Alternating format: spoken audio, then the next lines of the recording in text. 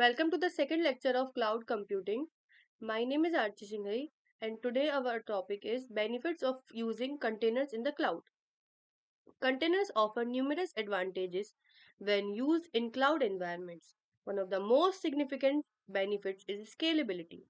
Containers enable rapid provisioning and deprovisioning of workloads, allowing applications to scale up or down quickly based on demand.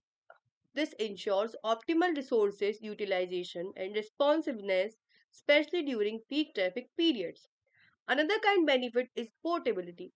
Containers can run consistently across different environments, whether on premises, in public clouds, or in hybrid cloud setups.